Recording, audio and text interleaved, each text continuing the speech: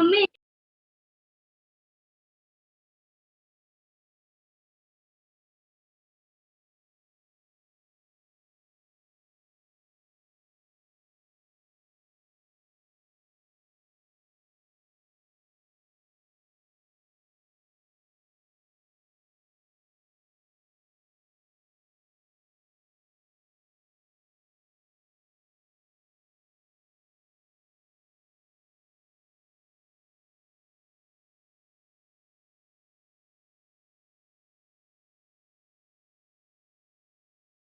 चलो, आवाज आ रही है सबको? Yes sir.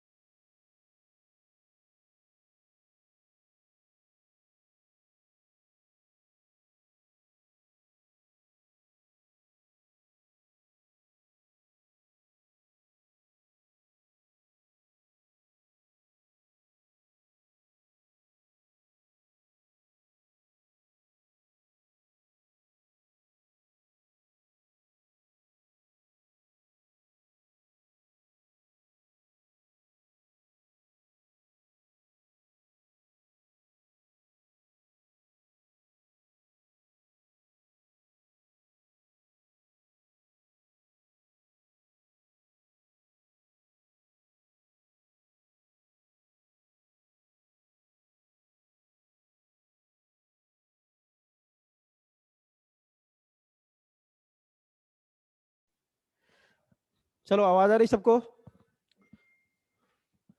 बोलो।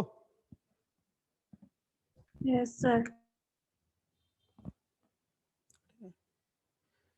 तुम्हारे बैच में बच्चे बहुत देर तक ज्वाइन होते हैं। वीडियो ऑन कर लो, जो लोग कर सकते हो। हाँ, तो कहाँ से शुरू करना था आज? लास्ट लेक्चर में क्या देखा था हमने? यहीं पे देखा था, स्ट्रक्चर देखना हमें, है ना? बोलो। Yes sir.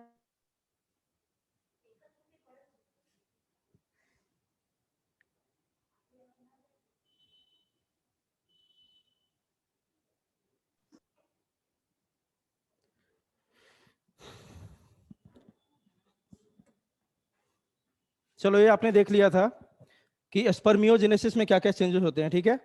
ये भी बताया था आपको कि स्पर्मिएशन क्या होता है, कि जब सर्टोली सेल से, मान लो कि ये सर्टोली सेल्स है, इन सारे सर्टोली सेल्स में क्या होता है, स्पर्म का हेड अंदर एम्बेडेड होता है, यह जब बाहर आके ल्यूमन में आता है, दैट प्रोसेस इज कॉल्ड, क्या बोलते हैं इसको, जल्दी बताओ क्या बोलते हैं, बोलो। ओ सो रहा है सब। हाँ तो बोल, बाकी जो ख्याति, रिचा, सो रही है क्या? आगे देखो, उसके बाद आपने देखा था स्पर्मेटोजेनेसिस में, कल बताया था कि क्वेश्चन कैसे पूछ सकता है आपसे। दो बातें मैंने आपको बताई थी। पहला क्या बताया था? पहला ये बताया था कि देखो, अगर एक आपका क्या है, यहां से प्राइमरी स्पर्मेटोसाइट है, इस प्राइमरी स्पर्मेटोसाइट में क्या होता है, जल्दी बताओ। प्राइमरी स्पर्मेटोसाइट में, सॉरी, हाँ, प्राइमरी स्पर्मेटोसाइट में क्या होता है, बोलो। Meiosis meiosis 1। मियोसिस 1 क्या बनाएगा ये? सेकेंडरी सेकेंडरी कितने बनेंगे? 2। 2 बनेंगे, ठीक है। इसका नंबर क्या होगा, क्रोमोसोम नंबर हाफ हो जाएगा या नहीं होगा? Yes sir. हो यस सर। जाएगा, हाँ। तो इसका क्रोमोसोम नंबर हाफ हो गया, ठीक है। अब देख हाँ, तो इसका क्रोमोसोम नंबर हाफ हुआ, फिर इसमें क्या होगा, मियोसिस 2, और इसे कितने बन जाएंगे? टोटल 4। तो क्वेश्चन क्या बताया था मैंने, कि मान लो क्वेश्चन आया कि एक प्राइमरी स्पर्मेटोसाइट से कितने स्पर्मेटिड बनते हैं, तो क्या आंसर होगा? 4। लेकिन अगर क्वेश्चन हो एक सेकेंडरी स्पर्मेटोसाइट से कितने स्पर्मेटिड बनते हैं, तो क्या आंसर होगा? 2। ठीक है, तो इसको याद रखोगे। चलो आगे देखते हैं। आज हमें देखना था स्ट्रक्चर ऑफ मैच्योर स्पर्म, ठीक है। तो मैच्योर क्या लिखा है यहाँ देखो, ये जो भी बच्चे हैं इनको कल से ज्वाइन नहीं करूंगा मैं, लेट आएगा तो। देखो यहाँ, mature human sperm is haploid, आपको सबको पता है, पहले ही बता दिया। जिसको नहीं कॉन्सेप्ट पता है, ये समझ लो कि जब भी गैमीट होता है, गैमीट हमेशा क्या होता है? गैमीट हमेशा क्या होगा? Haploid, haploid. है ना। गैमीट कभी भी डिप्लॉइड नहीं हो सकता, ठीक है। तो जो ह्यूमन स्पर्म है वो भी क्या आपका हैप्लॉइड है, फ्लैजिलेटेड है और मोटाइल स्ट्रक्चर है। चलो बता दो जल्दी से, स्पर्मेटिड मोटाइल है या नहीं है? स्पर्मेटिड नहीं है ना। स्पर्मेटिड में क्या होता है, ट्रांसफॉर्मेशन होता है, तो क्या बनता है? स्पर्म। और सारा बताया था मैंने क्या क्या होता है इसमें, है ना।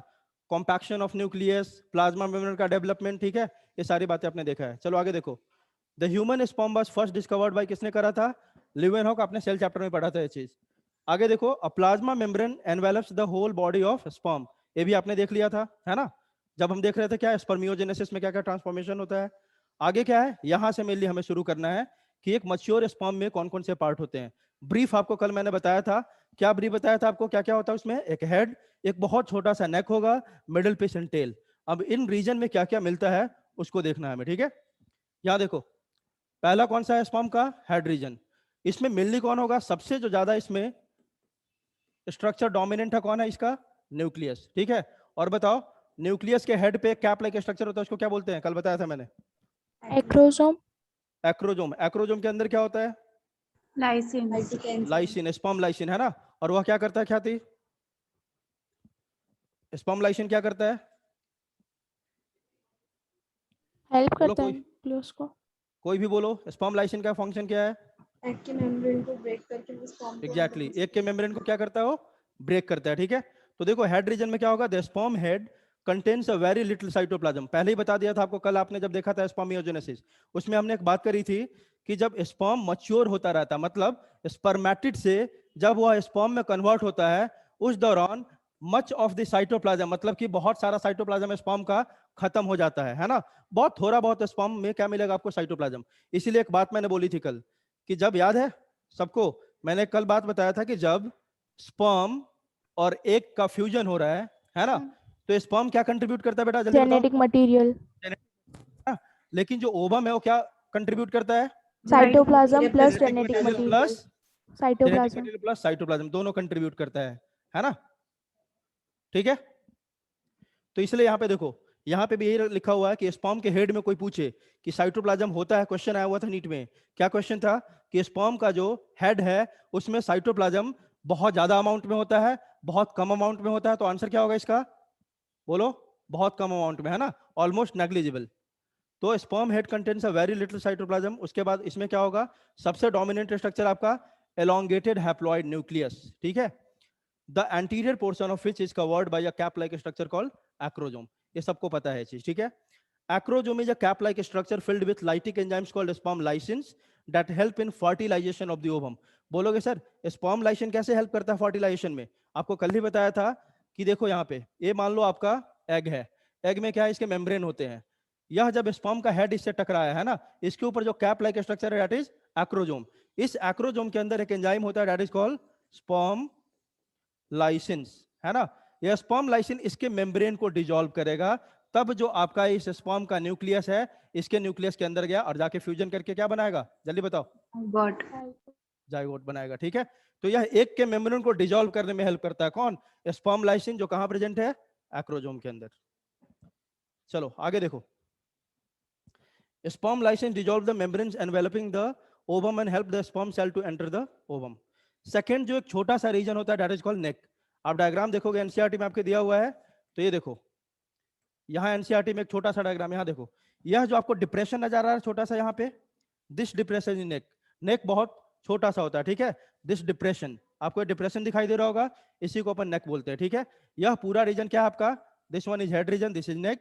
ये वाला जो है आपका मिडिल पीस, और उसके नीचे लॉन्ग क्या होता है आपका? टेल प्रेजेंट होता है, ठीक है। इसमें आपको बताया था, देखो ये एक्रोजोम है, जस्ट किसके ऊपर है? न्यूक्लियस के ऊपर। इसमें स्पर्म लाइसिन है, ये न्यूक्लियस है। न्यूक्लियस में क्या होगा आप जानते हो? जेनेटिक मटेरियल होगा। उसके बाद शॉर्ट नेक होता है, और इस नेक में आपको बहुत इंपॉर्टेंट स्ट्रक्चर कल बताया था, क्या प्रेजेंट होता है जल्दी बताओ? नेक रीजन में क्या प्रेजेंट होता है? Proximal centriole and distal centriole, ये दोनों यहां प्रेजेंट होते हैं, ठीक है। प्रॉक्सिमल एंड डिस्टल सेंट्रियोल, दोनों का काम क्या है जल्दी बताओ, किसी को याद है? प्रॉक्सिमल सेंट्रियोल का, डिस्टल का, कोई बता सकता है? कर्तव्य, कर्तव्य यस सर। बताओ। प्रॉक्सिमल सेंट्रियोल और डिस्टल का कल थी लेक्चर में तुम? हाँ सर थी, बट बीच में से चली गई थी, नेट इश्यू था ना इसलिए। चलो ठीक है, सुनो, प्रॉक्सिमल सेंट्रियोल क्या करता है? आपको एक बात कल बताई थी, बहुत इंपॉर्टेंट, याद करो। आप खुद से बताओ, उस साइट में सेंट्रियोल होता है नहीं होता है? जल्दी बोलो। नहीं होता। नहीं होता। उस साइट में सेंट्रियोल होता है नहीं होता है? नहीं बोलो। होता सर। नहीं होता ना। तो लेकिन जब जाइगोट फॉर्मेशन होता है, ध्यान रखो, कल बताया था मैंने, उस साइट का खुद का सेंट्रियोल है नहीं, बट उसको डिवीजन करना आपको सबको पता है कि जब यहाँ पे फ्यूजन होगा स्पर्म का और एग का, है ना, तो क्या बनेगा बेटा? जाइगोट बनेगा। अब इस जाइगोट में कौन सा डिवीजन शुरू होता है? क्लीवेज। क्लीवेज शुरू होता है, और यह अपने सेल को बढ़ाना शुरू करता है। लेकिन मैंने बोला कि इस एग का खुद का सेंट्रियोल होता ही नहीं है, तो फिर डिवीजन कैसे करेगा? आपको पता है कि डिवीजन के लिए सेंट्रियोल चाहिए होगा, चाहिए होगा नहीं चाहिए होगा? जल्दी बताओ। Yes sir. क्यों चाहिए होगा सेंट्रियोल, ये बताओ। Spindle fibre formation. Spindle fibre formation के लिए, है ना। तो इसमें तो सेंट्रियोल है ही नहीं, फिर जाइगोट भाई डिवाइड कैसे करेगा? यह स्पर्म का जो सेंट्रियोल हो, कौन वाला सेंट्रियोल? प्रॉक्सिमल सेंट्रियोल, यह इसके डिवीजन में हेल्प करता है। मींस जो जाइगोट है उसमें स्पर्म का सेंट्रियोल जाके डिवीजन करवाता है। क्लियर है बेटा? जल्दी बताओ। Yes, बोलो। sir. Yes sir. हाँ, चलो आगे देखते हैं।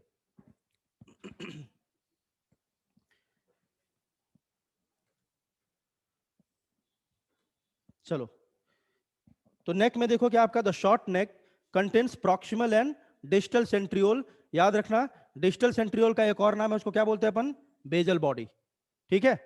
डिस्टल सेंट्रियोल का एक और नाम है दैट इज बेजल बॉडी, ठीक है। आगे देखो, the proximal centriole plays a crucial role during the first cleavage of the fertilised ovum, अभी बता दिया मैंने। द डिस्टल सेंट्रियोल, अब इसका काम क्या है? ये भी इंपॉर्टेंट रोल प्ले करता है इन द प्रोसेस ऑफ क्या? स्पर्मेटोजेनेसिस। क्या करता है देखो आप, the distal centriole gives rise to axial filament which passes through the middle piece and extends into the long tail of the sperm, है ना। आप स्ट्रक्चर देखोगे अगर स्पर्म का, तो इसमें देखो ये फिलामेंट है, यह बीच में जो आपको दिख रहा है ब्लैक कलर का, दिस इज द फिलामेंट। यह फिलामेंट बनाता कौन है?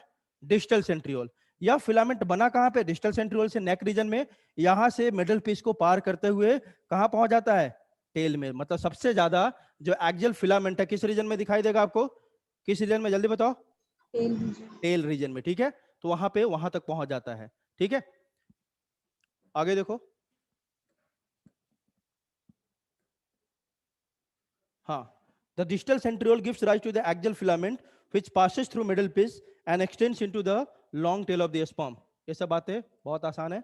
आगे देखो, अब तीसरा पार्ट कौन सा आपका, मिडल पीस। तो अपन क्या देख रहे हैं स्ट्रक्चर में, पहला था हेड, हेड में दो चीज आपको प्रोमिनेंट दिखा, एक तो एक्रोजोम, दूसरा क्या दिखा, जल्दी बताओ, न्यूक्लियस, ठीक है। उसके बाद नेक रीजन में क्या दिखा, दो prominent structure, proximal and distal centriole. तीसरा आप देख रहे हैं अपन मिडिल पीस, है ना, और सबका फंक्शन देखते जा रहे हैं। Nucleus contains genetic material, acrosome helps in dissolving the egg membrane, ठीक है। तीसरा क्या आपका, मिडिल पीस, इसको क्या बोलते हैं अपन, एनर्जी चैम्बर। क्योंकि आपको कल बताया था मिडिल पीस में लगभग 25 से 30, 25 to 30 क्या होगा आपका, स्पाइरली ट्विस्टेड, है ना, स्पाइरली Mitochondria. Twisted mitochondria. और उस स्पाइरली ट्विस्टेड माइटोकॉन्ड्रिया को क्या बोलते हैं, नाम बता दो जल्दी से, नेबर्न कर्न, याद है, जल्दी बोलो। जो मिडिल पीस है उसमें 25 से 30 माइटोकॉन्ड्रिया होंगे जो स्पाइरली ट्विस्टेड होता है, मतलब वह स्पाइरल फॉर्म में होता है, ऐसे ऐसे करके होता है, ठीक है। This spirally twisted mitochondria is called nebenkern. Clear है बेटा, जल्दी बताओ। Yes sir. हाँ, तो the middle piece possess numerous mitochondria 25 to 30 arranged spirally which produce energy for the movement of tail। और आपको पता है कि माइटोकॉन्ड्रिया क्या देगा, एनर्जी देगा, किसको, उस टेल को, ताकि वो क्या कर सके, स्पर्म का मूवमेंट करवा सके, ठीक है। which produce energy for the movement of the tail that facilitates sperm motility essential for fertilization, ठीक है। that's why it is called the power house of the sperm। इसलिए इसको क्या बोलते हैं, power house of the sperm बोलते हैं। Clear है,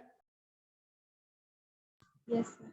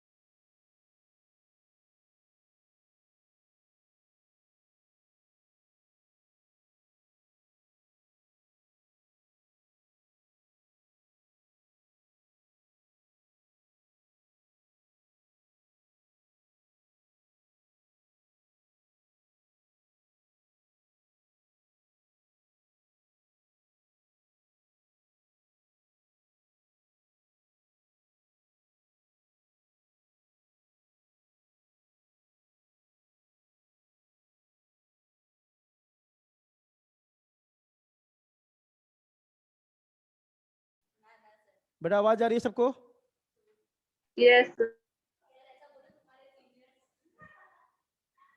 चलो चलो आगे देखते हैं अपन। सॉरी फॉर द डिले, कुछ प्रीवियस बैच के बच्चे आ गए थे, ठीक है। चलो आगे देखो, तो हमने देखा कि स्पर्म का मोटिलिटी जो होता है वो टेल से होता है, आपको पता है। स्पर्म मोटाइल कैसे होता है, उसको मूवमेंट में हेल्प कौन करता है बेटा, टेल हेल्प करता है। लेकिन उस टेल को मूवमेंट करने के लिए एनर्जी कौन देगा बेटा, जल्दी बताओ, एनर्जी कौन देगा, माइटोकॉन्ड्रिया। माइटोकॉन्ड्रिया देगा, ठीक है। एनर्जी कौन देगा, माइटोकॉन्ड्रिया।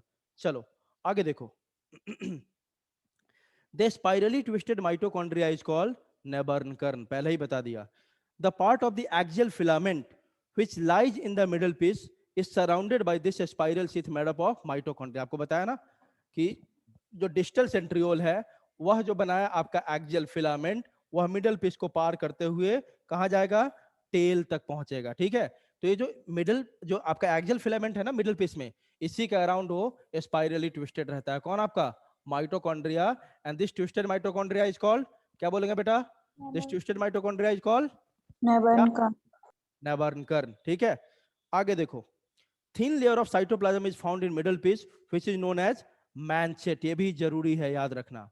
जो पूरा मिडल पीस होगा ना, मान लो ये मिडल पीस है, ध्यान दो, ए मिडल पीस, यहाँ पे ना एक थिन लेयर ऑफ क्या बन जाता है आपका? साइटोप्लाज्म। बताया तो स्पर्म में बहुत कम साइटोप्लाज्म होता है, हेड रीजन में देखा आपने बहुत कम। यहाँ पे भी साइटोप्लाज्म एक लेयर बना लेगा, थिन लेयर, बस बहुत कम होता है यहाँ पे भी। उस थिन लेयर ऑफ साइटोप्लाज्म को क्या बोलते हैं बेटा?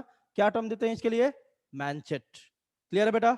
जल्दी बताओ, क्लियर है सबको? Yes. हाँ, बहुत आसान है बेटा। ठीक है, तो हमने माइटोकॉन्ड्रिया देख ले। देखो ना अपन, मैं क्या बोलता हूं आपको कि अपन स्लाइड देख सकते हैं 4-5, लेकिन कोई अगर क्वेश्चन पूछे ना, अगर लॉजिकली समझ जाओगे बातों को, अगर मेरी बातों को ध्यान से सुनोगे ना, तुम हर चीज को समरी फॉर्म में 1 मिनट में याद कर सकते हो।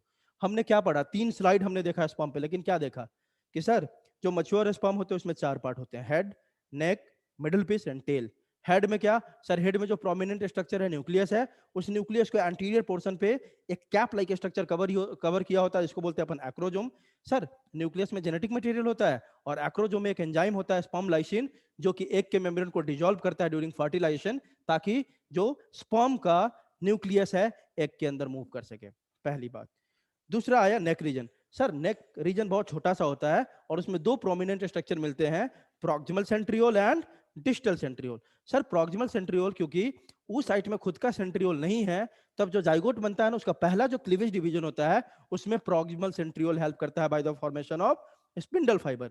दूसरा डिस्टल सेंट्रियोल सेल एक एक्सियल फिलामेंट बना देता है, जो मिडल पीस से पार होते हुए कहां तक पहुंच जाता है? टेल तक, है ना? तो ये हो गया नेक की कहानी। उसके बाद हम किस पे आए? Middle piece. Sir middle piece में क्या होता है ना, जो सबसे prominent structure that is mitochondria. Sir 25 से 30 माइटोकॉन्ड्रिया होते हैं इसमें, लेकिन वो किस फॉर्म में होते हैं? स्पाइरली अरेंज्ड होते हैं। And those spirally arranged mitochondria is called nebenkern. Sir फिर फंक्शन क्या होगा इसका? These mitochondria is going to produce या provide energy for the movement of the tail. Clear है बेटा? जल्दी बताओ, है ना? उसके बाद सर मिडिल पीस में ना एक thin layer of cytoplasm present होता है, उसको अपन क्या बोलते हैं बेटा? मैनचेट। क्लियर है? जल्दी बताओ। Yes Yes. कितना आसान है ना? हम 2 मिनट में हर चीजों को समराइज कर सकते हैं। यह नोट्स इसलिए इतना मैंने मेहनत किया हुआ है कि आपको कुछ लिखने की जरूरत ना हो अलग से, है ना? कुछ यह कंफ्यूजन नहीं हो कि वर्ड्स में लिखना होगा तो कैसे लिखेंगे। समझने के लिए ये सब 2-2 मिनट का टॉपिक है बस। आगे देखो, fourth region is tail. Tail का भी आपको दिखाई दिया कि इसको मूवमेंट करने के लिए एनर्जी कौन देगा? माइटोकॉन्ड्रिया। और जब इसको एनर्जी मिलेगा तो टेल का काम क्या है? यह स्पर्म का मूवमेंट करवाता है। तभी तो वजाइना होते हुए, यूट्रस होते हुए, सर्विक्स होते हुए कहां पहुंचता है बेटा? फैलोपियन ट्यूब में। ठीक है, वही लिखा हुआ देखो। The tail is made up of a central axial filament. पहले ही बता दिया, टेल में बीचों बीच क्या मिलेगा आपको? एक लॉन्ग सेंट्रल एक्सियल फिलामेंट, जिसको कौन बना रहा था? कौन बनाया था इसको? जल्दी बताओ। Distal centriole. Distal centriole. Very good. इसको कौन बनाया था? डिस्टल सेंट्रियोल, है ना? तो the tail is made up of a central axial filament surrounded by a small amount of cytoplasm. And इसमें भी क्या है? Very small amount of cytoplasm and cell membrane. आप जानते हो कि पूरा स्पर्म ही एक सेल मेम्ब्रेन से क्या है? कवर्ड है। ठीक है, it is the longest part of a sperm. Tail सबसे लॉन्गेस्ट पार्ट होता है स्पर्म में, है ना? टेल हेल्प्स इन मूवमेंट और motility of a sperm. Distal centriole acts as basal body and produce axoneme. आप ऑलरेडी पढ़ चुके हो सेंट्रियोल, इन सब का स्ट्रक्चर। उसमें एक्सोनिमा जो बीच वाला है पोर्शन होता है ना, माइक्रोट्यूब्यूल्स। ठीक है, तो डिस्टल सेंट्रियोल को ही बेजल बॉडी बोलते हैं, और यही जो है क्या करता है? प्रोड्यूस करता है स्पर्म में जो एक्सोनिमा है इसको। चलो, तो हमने देख लिया स्ट्रक्चर ऑफ स्पर्म। बेटा सबको एकदम क्रिस्टल क्लियर है? जल्दी बताओ, बोलो। Yes. चलो, यह स्ट्रक्चर है, आपने देख लिया सब कुछ इसमें क्या क्या है। ठीक है, एक बार मैं फिर से इसको इंक हटा के सारा बता दे रहा हूं। ये देखो, this is the outer most covering that is called plasma membrane, जो सबसे बाहर पूरे स्पर्म को कवर करके रखेगा। सबसे बाहरी लेयर कौन है आपका? Plasma membrane of sperm. उसके बाद इसके जस्ट नीचे आपका एक्रोजोम है, जो किसको कवर किया हुआ है? न्यूक्लियस के एंटीरियर पोर्शन को, और ये पूरा रीजन जो आपका है इसको बोलते हैं हेड।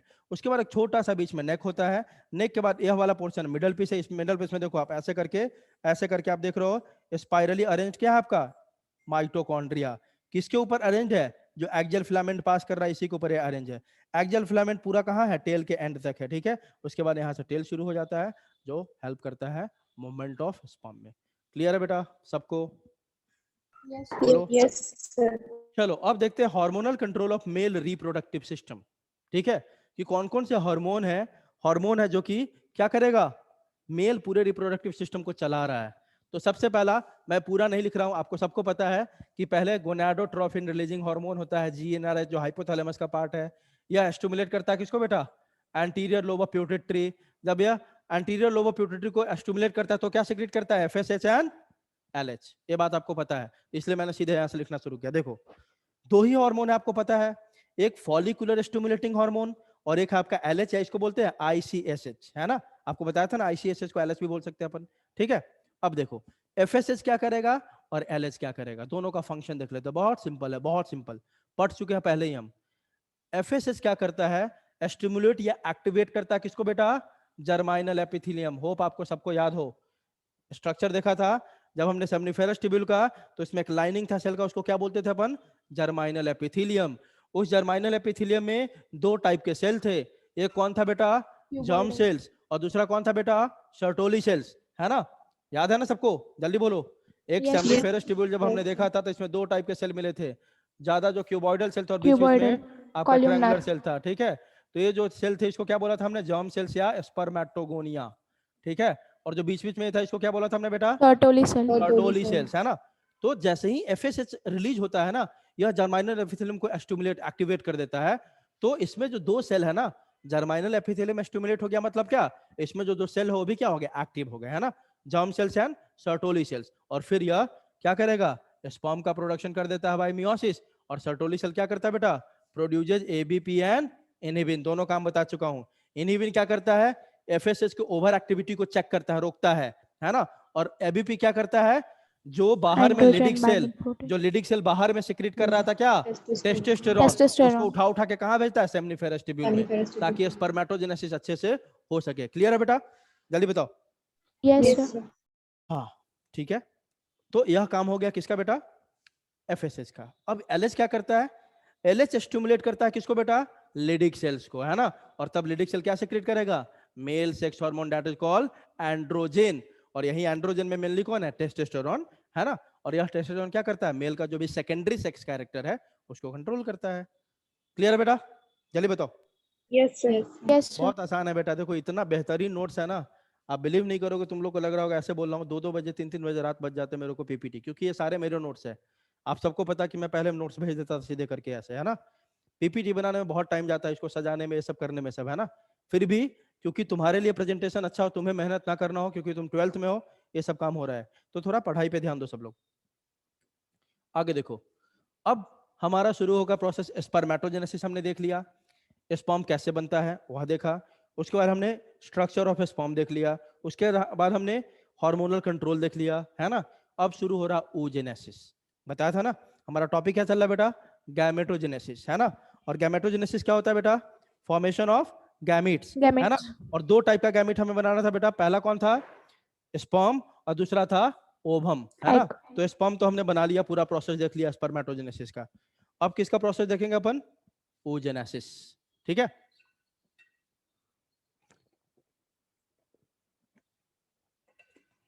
चलो देखो oogenesis, यह एक चीज ध्यान रखो सब लोग, इस टॉपिक पे फुल कंसंट्रेशन चाहिए सबका, क्योंकि आप देखोगे इसको समझना बहुत डिफिकल्ट होता है बच्चों के लिए। oogenesis को NCERT में भी तुम पढ़ोगे ना तो बहुत कंफ्यूजिंग करके समझ में नहीं आता कब क्या बन रहा है, ठीक है। इस टॉपिक पे पूरा ध्यान दोगे, ये आप देखोगे one of the difficult topic है, अगर नहीं समझे तो। अभी देखो इसको बहुत आसान बनाते हैं अपन, ठीक है। क्या है बेटा? oogenesis, the process of formation of a mature female gamete is called oogenesis। इसमें बताने के लिए कुछ जरूरत नहीं है। Which is markedly different from spermatogenesis, आगे बताऊंगा। यह स्पर्मेटोजेनेसिस से डिफरेंट है, एक दो पॉइंट बता देता हूं कैसे। आपको याद होगा स्पर्मेटोजेनेसिस कब शुरू होता है बेटा? कब शुरू होता है? Puberty. प्यूबर्टी। लेकिन आप देखोगे oogenesis ना, बच्चा जो फीमेल फीटस है पैदा नहीं होती है, मतलब मदर के यूट्रस में ही शुरू हो जाता है oogenesis। तो डिफरेंस हुआ कि नहीं पहला, जल्दी बताओ। Yes, sir. स्पर्मेटोजेनेसिस शुरू हो रहा है प्यूबर्टी पे, जबकि oogenesis बच्चा जब पैदा भी नहीं होता उससे पहले ही शुरू हो जाता है, मतलब यूट्रस में ही, मदर्स वूम में ही शुरू हो जाता है oogenesis, है ना। पहला डिफरेंस। दूसरा डिफरेंस आपने देखा था, स्पर्मेटिड जब बनता है तो उसमें एक और प्रोसेस करना पड़ता है, क्या? स्पर्मियोजेनेसिस। इसमें ऐसा कुछ नहीं है, इसमें जैसे ही ऊटिड या ओवम बन जाएगा उसी को मतलब इसमें स्पर्मियोजेनेसिस वाला एडिशनल प्रोसेस नहीं है। और भी डिफरेंसेस है। जो आपका oogenesis है डिसकंटिन्यूअस प्रोसेस है। oogenesis कैसा प्रोसेस है बेटा, जल्दी बताओ।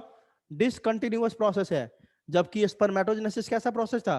कंटिन्यूअस। Continuous. कहने का मतलब क्या समझो, जैसे ही प्यूबर्टी आया एक मेल में, उसका स्पर्म बनना शुरू होता है, और स्पर्म जब बनना शुरू हो गया ना, वो कभी रुकता नहीं है, वो उसके डेथ तक, जब तक वो मरेगा नहीं तब तक कंटिन्यूअस चलता रहेगा। एक बार शुरू हुआ कंटिन्यूअस चलेगा। oogenesis में ऐसा नहीं है। अपन देखेंगे जब बच्चा पैदा नहीं होता है ना, उससे पहले ही एक सेल होता है, जिस सेल को क्या बोलते हैं बेटा? ऊगोनिया। ये पहले ही बन जाता है। जब बच्चा कहाँ है, जब लेडी प्रेग्नेंट है, बच्चा जब यूट्रस में है तभी। बर्थ के बाद एक भी यूगोनिया नहीं बनता है, मतलब ये बर्थ से पहले ही बन गया, है ना। उसके बाद बनने के बाद ना देखेंगे, यह ऊगोनिया जब माइटोसिस करता है और जब ग्रोथ करता है तो यह बना देता है बेटा प्राइमरी, क्या? Primary oocyte। क्या बना देता है बेटा, जल्दी बताओ। Primary oocyte। बात समझो क्या बोल रहा हूं। जैसे प्राइमोडियल जर्म सेल था, याद करो स्पर्मेटोजेनेसिस को, प्राइमोडियल जर्म सेल ही बनाया था स्पर्मेटोगोनिया और ऊगोनिया को, ये बात बताई थी मैंने, है ना। तो वो स्टेप तो दोनों में कॉमन है। प्राइमोडियल जर्म सेल ही क्या बनेगा, माइटोसिस करेगा और बना देगा ऊगोनिया। ये सब कहां हो रहा है? मदर के यूट्रस में हो रहा है, याद रखने का। अब ऊगोनिया फिर से माइटोसिस करता है और ग्रोथ करता है, दूसरा फेज क्या था? ग्रोथ, है ना, और बना देता है प्राइमरी oocyte। यह प्राइमरी oocyte भी कहां बना? मदर के मतलब यूट्रस में ही, वॉर्म में ही। अभी भी बच्चा पैदा नहीं हुआ है, प्राइमरी oocyte बन गया पहले ही। यह प्राइमरी oocyte अंदर बनता है, और उसके अंदर ही, ये मान लो प्राइमरी oocyte है बेटा, इसके ऊपर एक लेयर ऑफ सेल्स आ जाता है, ग्रैनुलोसा सेल, तब कि इसको क्या बोलते हैं? Primary follicle.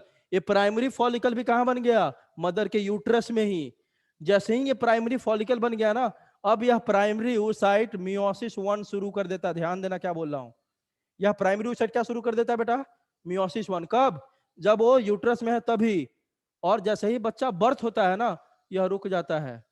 मियोसिस शुरू होता है, लेकिन मियोसिस जाके प्रोफेज 1 में अरेस्ट हो जाता है। बहुत अच्छे से बताऊंगा, टेंशन मत लो, अभी समरी बता रहा हूं। क्या बोला मैंने, देखो। प्राइमोडियल जर्म सेल है, सबसे पहले तो सब इसी से निकलता है, पहली बात। प्राइमोडियल जर्म सेल, इसमें माइटोसिस हुआ, बहुत सारे क्या बन गए बेटा, जल्दी बताओ? ऊगोनिया। ये सब बन रहा है कहां पे? फीटल लाइफ में, मतलब यूट्रस में ही। ऊगोनिया में बेटा क्या हो गया? माइटोसिस एंड डिफरेंशिएशन, मतलब ग्रोथ, है ना। तब ये बना लेता है प्राइमरी oocyte। अब देखो ये भी कहां बना?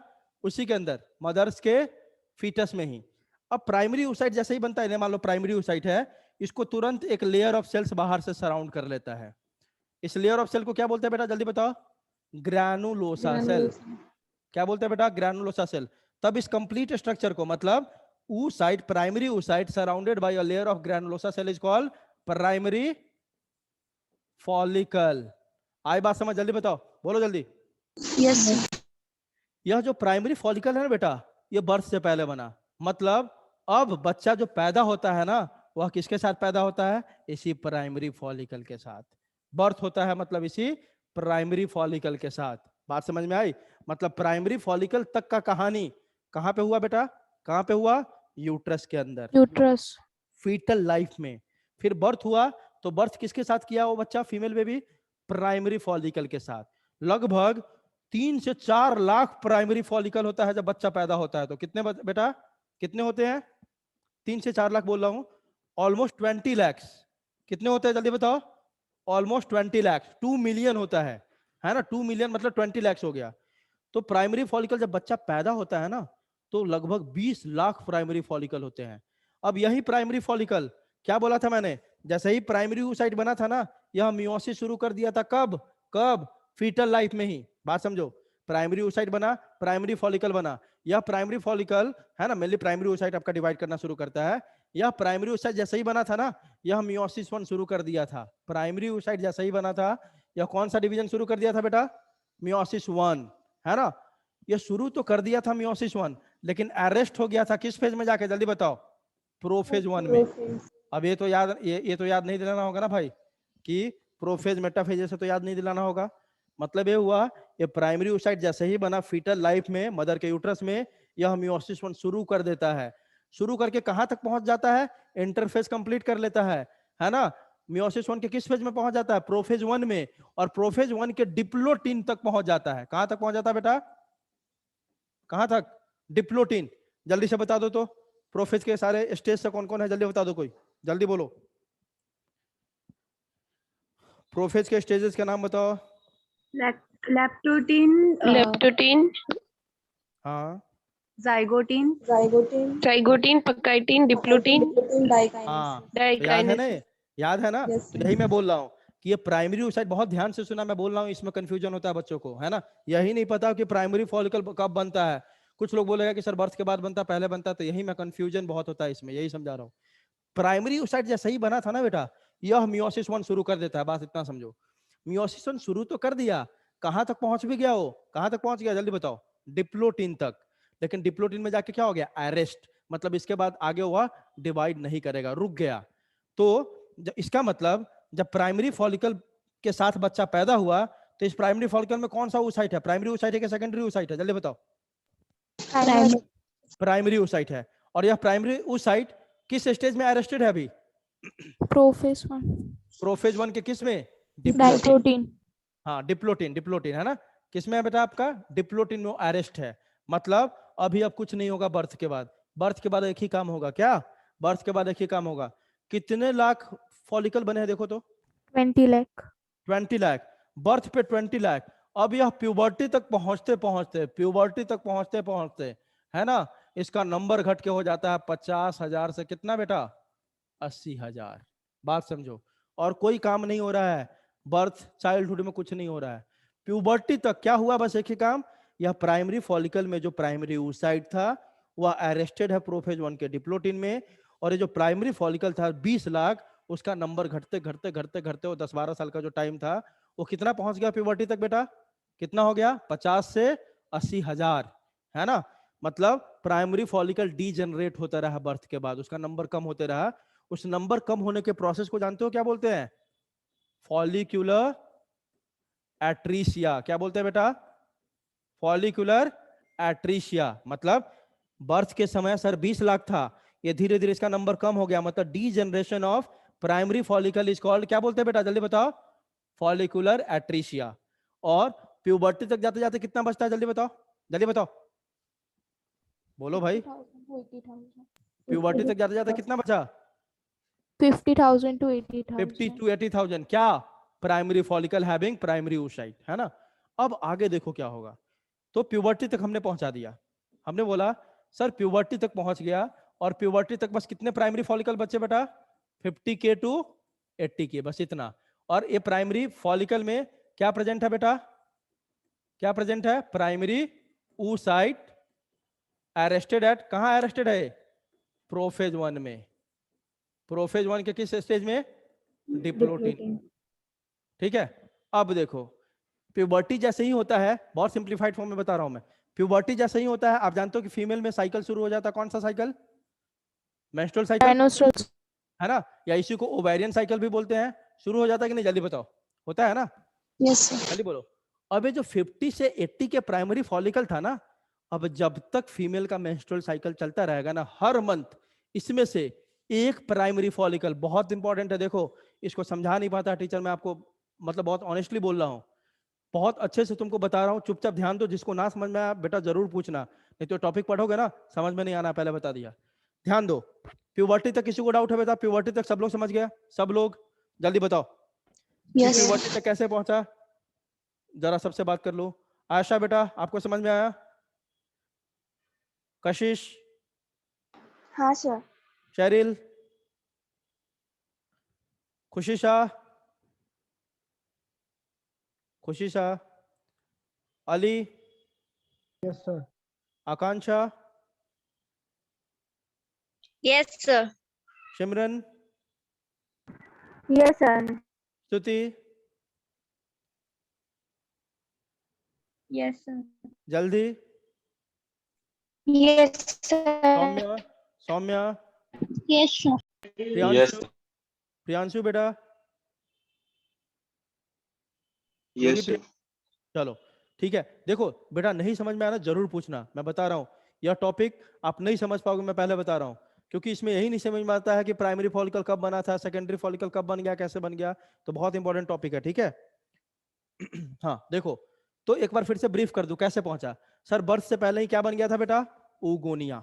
कैसे बना था, जो प्राइमोडियल जर्म सेल है ना, इसमें माइटोसिस हुआ और बहुत सारे ऊगोनिया बन जाते हैं। मैं आपको बता दूं ना, जब आपका ऊगोनिया बनता है ना, 17 मिलियन बनता है, 17 मिलियन। धीरे धीरे कम होते होते बर्थ तक कितना पहुंच जाता है बेटा, ये कितना पहुंच जाता है, 2 मिलियन। बात समझ में आ रही है। तो देखो, प्राइमोडियल जो फॉलिकल था, प्राइमोडियल जर्म सेल, उसमें माइटोसिस हो गया, बन गया ऊगोनिया। ऊगोनिया में भी फिर से माइटोसिस हुआ और ग्रोथ हुआ, है ना। ये मल्टीप्लिकेशन फेज है आपका। जो प्राइमोडियल जर्म सेल से ऊगोनिया बना था, वो क्या है, वो स्पर्म की तरह ही मल्टीप्लिकेशन फेज बन गया, क्या, ऊगोनिया। अब ऊगोनिया में माइटोसिस और ग्रोथ हुआ, ये बन गया क्या बेटा, प्राइमरी oocyte। ये प्राइमरी oocyte बना ना, अब बनते ही शुरू कर दिया कौन सा डिवीजन बेटा, जल्दी बताओ, मियोसिस 1। लेकिन जाके अरेस्ट हो गया कहां पे, जल्दी बताओ, प्रोफेज 1। Phase 1. प्रोफेज 1 के किस फेज में, डिप्लोटिन में अरेस्ट हो गया। अब ये अरेस्ट है और तब तक दूसरा काम भी चल रहा है इसके साथ। इस प्राइमरी oocyte के अराउंड कौन सा सेल आ गया बेटा, ग्रैनुलोसा सेल। Granulosa. और तब इसको क्या बोलने लगे अपन, प्राइमरी Primary फॉलिकल। follicle. ये प्राइमरी फॉलिकल, ये सब काम कहाँ हो रहा है, फीटस में, जब बच्चा पेट में है, मतलब मदर के यूट्रस में है जब, है ना, जब इम्प्लांटेशन हो रखा है तब का काम है सब, बच्चा अभी पैदा नहीं हुआ है। अब प्राइमरी फॉलिकल बन गया। अब इसी प्राइमरी फॉलिकल के साथ बच्चा का क्या होता है बेटा, जल्दी बताओ, Birth. और इस प्राइमरी फॉलिकल में प्राइमरी oocyte है, वो किस फेज में है अभी, प्रोफेज 1 के डिप्लोटिन तक पहुंचा हुआ है, मतलब वहीं पे इसका रुक गया हुआ है, अरेस्टेड है। इसके आगे कब शुरू होगा, प्यूबर्टी के बाद, बता रहा हूं कैसे। तो बर्थ तक पहुंचा, तो बर्थ तक कितने प्राइमरी फॉलिकल बच जाते हैं, बर्थ जब होता है तो कितना होता है लगभग बेटा, 20 लाख प्राइमरी फॉलिकल, 20 लाख। अब बर्थ से लेके और कहां तक, प्यूबर्टी तक कुछ काम नहीं होगा, बस एक ही काम होगा, इसका नंबर घटते जाएगा, घटते जाएगा, घटते जाएगा, और प्यूबर्टी तक पहुंच के कितना हो जाएगा बेटा, 50,000 to 80,000. 50K to 80K, इतना कम हो जाता है ना। अब प्यूबर्टी शुरू हो गया। प्यूबर्टी जैसे ही शुरू होता है, लड़की में क्या शुरू हो जाता है, फीमेल में, जल्दी बताओ, Menstrual cycle. क्या, ओवेरियन साइकिल। अब क्या होगा, आपको ये पता है ना, इस बात सबको पता होगा बेटा, कि हर मेंस्ट्रुअल साइकिल में एक ही एग रिलीज होता है, पता है ये चीज, Yes, sir. सबको पता है कि हर मेंस्ट्रुअल साइकिल में एक ही एग रिलीज होता है। और आपको ये भी पता है कि यही प्राइमरी oocyte बाद में सेकेंडरी oocyte बनता है और वही एग बनाता है। तो लॉजिकली भी सोचो कि प्यूबर्टी के बाद कितने प्राइमरी फॉलिकल को मैच्योर होना चाहिए हर महीने, एक को कि उससे ज्यादा को, 1. एक को, है ना। तो ये 50 से 80 हजार जो है ना आपका प्राइमरी फॉलिकल, अब हर मंथ, क्योंकि पीरियड्स जो होता है, मेंस्ट्रुअल साइकिल जो होता है हर मंथ होता है, इस 50 से 80 के में से एक एक प्राइमरी फॉलिकल, कितने प्राइमरी फॉलिकल बेटा, एक प्राइमरी फॉलिकल हर मंथ आगे बढ़ेगा और क्या होगा, मैच्योर होगा। मतलब प्राइमरी फॉलिकल से क्या बनाएगा, secondary Secondary follicle, follicle. Secondary follicle से क्या बनाएगा बेटा, टर्शियरी फॉलिकल, टर्शियरी फॉलिकल से क्या बनाएगा बेटा, Graphic. मैच्योर ग्राफियन फॉलिकल, है ना। और ग्राफियन फॉलिकल में क्या होगा, कौन सा oocyte होगा, Secondary oocyte. तो जब ये पूरा डिवीजन हो रहा है ना, प्राइमरी oocyte से प्राइमरी फॉलिकल से क्या बना, सेकेंडरी फॉलिकल, सेकेंडरी से टर्शियरी फॉलिकल। जैसे ही टर्शियरी फॉलिकल बनता है ना, उसी समय जो प्राइमरी oocyte था ना, वो भी क्या करता है, अपना मियोसिस 2 शुरू कर देता है। बात समझ में आ रही है, सॉरी, मियोसिस 1 जो बचा हुआ था ना, वह कंप्लीट करके क्या बना देता है बेटा, क्या बना देता है, सेकेंडरी oocyte। देखो यहां तक जो पहुंचा था प्राइमरी फॉलिकल, अरेस्टेड था प्रोफेज 1 में। अब जैसे ही प्यूबर्टी आया, अब इसमें से एक प्राइमरी फॉलिकल निकलेगा और वह अपना मैच्योरेशन शुरू करेगा। मतलब प्राइमरी से किस में कन्वर्ट होगा, सेकेंडरी फॉलिकल, सेकेंडरी से किस में कन्वर्ट होगा बेटा, टर्शियरी फॉलिकल। जब टर्शियरी फॉलिकल तक अभी तो क्या है, टर्शियरी फॉलिकल में भी अभी कौन है, कौन oocyte है, जल्दी बताओ, प्राइमरी oocyte ही है। कौन oocyte है बेटा, प्राइमरी oocyte ही है।